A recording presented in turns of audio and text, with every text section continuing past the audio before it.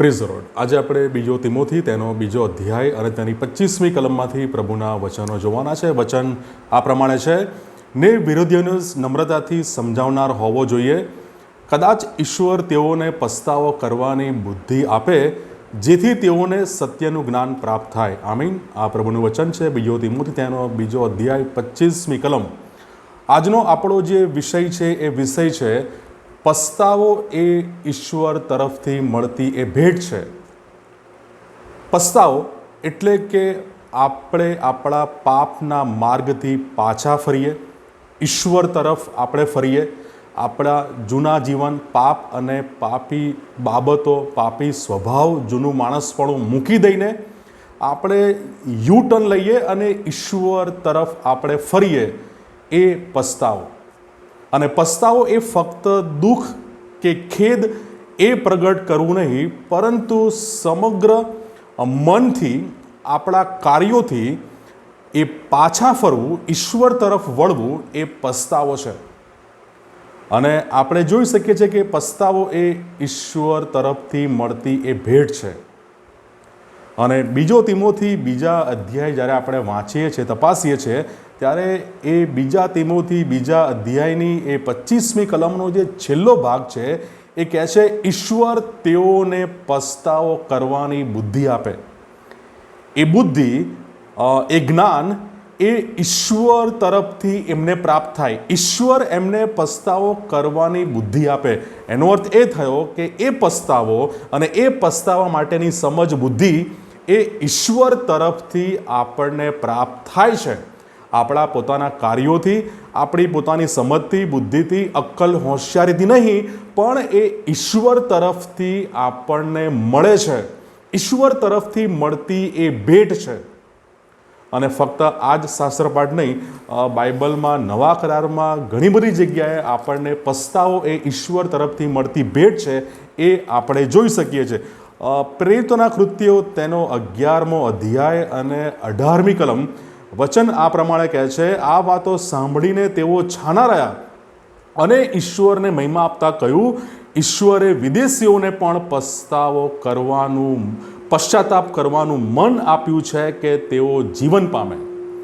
એ વિદેશીઓને પશ્ચાતાપ કરવાનું મન એ ઈશ્વરે આપ્યું છે કે જેથી તેઓ પણ જીવન પામે।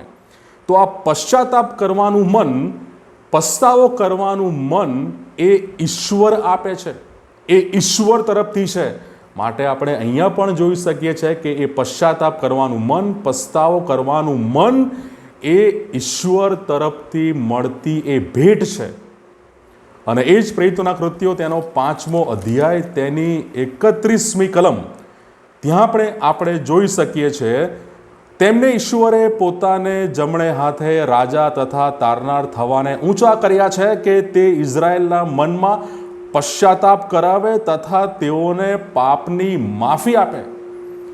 અહીંયા પણ આપણે જોઈ શકીએ છીએ કે એ પશ્ચાતાપ, એ પસ્તાવો કરવાનું મન અને એ માફી એ ઈશ્વર તરફથી આપવામાં આવે છે। અને આ શાસ્ત્રપાઠથી આપણને એ સમજ, એ ખ્યાલ એ પ્રાપ્ત થાય છે કે પસ્તાવો એ ઈશ્વર તરફથી આપવામાં આવતી એ ભેટ છે। અને ફક્ત નવો કરાર નહીં, જૂના કરારમાં પણ આ જ બાબતો આપણે જોઈ શકીએ છીએ। યર્મિયા 24મો અધ્યાય અને તેની 7મી કલમ એ આપણને જણાવે છે, જ્યારે તેઓ પોતાના ખરા હૃદયથી મારી તરફ ફરશે, ત્યારે મને ઓળખનારું, એટલે યહોવા તે હું છું એવું ઓળખનારું હૃદય હું તેઓને આપીશ, અને તેઓ મારા લોકો થશે ને હું તેઓનો ઈશ્વર થઈશ। પોતાના ખરા હૃદયથી મારી તરફ ફરશે ત્યારે મને ઓળખનારું, એટલે યહોવા તે હું છું એવું ઓળખનારું હૃદય હું તેઓને આપીશ। જ્યારે ઈશ્વર તરફ પાછા ફરશે ત્યારે એ પાછા ફરનારું, ઈશ્વરને ઓળખનારું હૃદય પણ એ ઈશ્વર એ તેઓને આપનાર છે। એનો અર્થ એ થયો કે પસ્તાવો એ ઈશ્વર તરફથી મળતી ભેટ છે, એ ઈશ્વર આપણને આપે છે। અને જ્યારે આપણે પસ્તાવો કરીએ છીએ ત્યારે પાપોની માફી એ પણ આપણને ઈશ્વર તરફથી આપણને પ્રાપ્ત થાય છે। જ્યારે પવિત્ર આત્મા આપણા હૃદયમાં એ કાર્ય કરે છે ત્યારે આપણે આપણા પાપને એ જોઈએ છે, એને જોઈ શકીએ છીએ અને આપણે તેને ધિક્કારીએ છીએ. એ ક્યારે કે જ્યારે પવિત્ર આત્મા આપણા હૃદયમાં એ કાર્ય કરે ત્યારે આપણે આપણા પાપને ધિક્કારીએ છીએ અને એમ કરીને આપણે ખ્રિસ્તની તરફ આપણે વળીએ છીએ, પાછા ફરીએ છીએ. પસ્તાવાનું જીવન એ એક અધિકૃત, એ રૂપાંતર પામેલું, બદલાણ પામેલું જાણે કે એ અભિવ્યક્તિ છે. પસ્તાવિક જીવન એ અધિકૃત રીતે એ રૂપાંતર અને બદલાણની એ અભિવ્યક્તિ છે.